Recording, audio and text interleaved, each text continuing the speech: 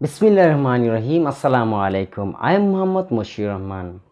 Dear viewers, welcome to Moshir English, a channel for teaching English language and literature.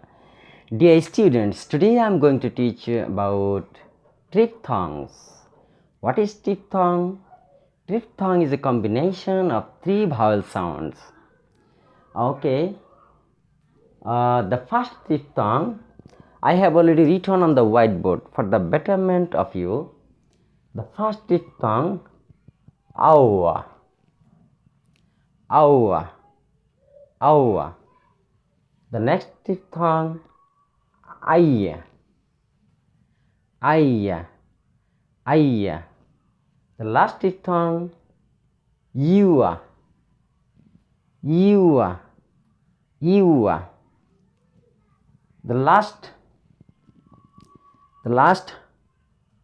all sound the same in three of the triphthongs. Okay, the all sound, the last all sound, the last all sound, the last all sound is the same in three of them. Okay, awa. For example, flower. Look at the IPA. Awa is present here. Awa is present here. Awa. For example, flower. Look at the IPA. Awa is present here. Awa is present here. The next, ayya. Ayya. For example, higher. Higher. Higher. Look at the IPA. Ayya is present here. Ayya is present here.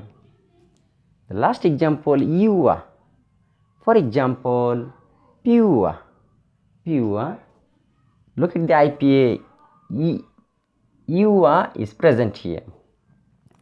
Dear students, it should be noted, nowadays the use of triphthongs is no more in English.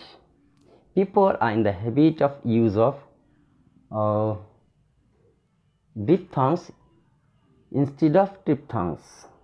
That means people are in the habit of using diphthongs in place of triphthongs.